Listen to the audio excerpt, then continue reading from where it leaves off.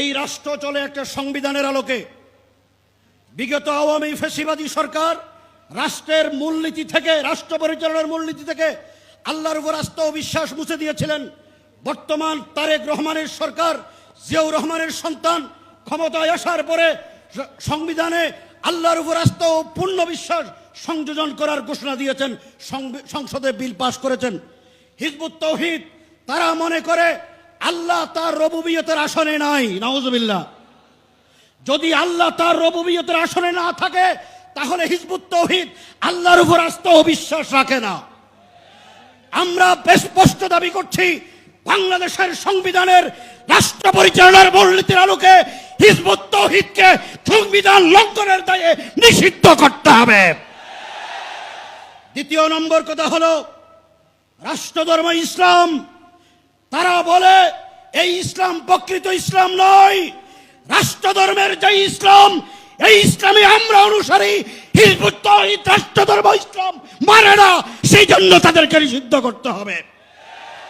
তিন নম্বর কথা হলো এই নোয়াখালী জেলার প্রশাসনিক কর্মকর্তা, আপনারা আমাদের ভাই, এই রাষ্ট্রের নাগরিক, এদেশের আলেম উলামা তৌহিদি জনতার ট্যাক্সের পয়সায় আপনাদের রুটি রুজির ব্যবস্থা করা হয়।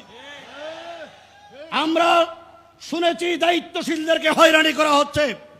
এই স্পষ্ট ভাষায় হেফাজতের আমির মহাসচিবকে সামনে রেখে বলতে চাই, কোন আলেমকে এই নাস্তিক বেঈমান জঙ্গি সেলিমের নির্দেশে তার প্ররোচনায় হয়রানি করে হলে তার দাঁত ভাঙ্গা জবাব দেওয়া হবে, দাঁত ভাঙ্গা জবাব দেওয়া হবে।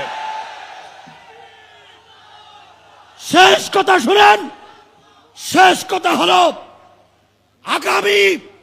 আগামীকাল থেকে হিজবুত তাওহীদের কোন তৎপরতা নোয়াখালী অঞ্চলে চলতে পারবে না। প্রশাসন যদি তাদের পক্ষ অবলম্বন করে তাদেরকে প্রতিরোধ করার জন্য কারা কারা প্রস্তুত, কারা কারা প্রস্তুত।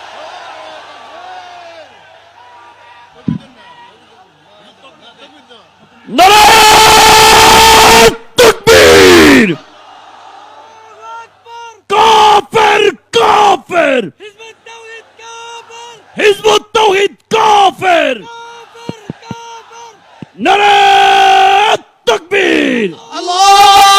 হেফাজতে ইসলাম দিচ্ছে ডাক, হিজবুত তাওহীদ নিফাত যাক। হেফাজতে ইসলাম দিচ্ছে ডাক, হিজবুত তাওহীদ নিফাত যাক। মাদারিসে কওমিয়া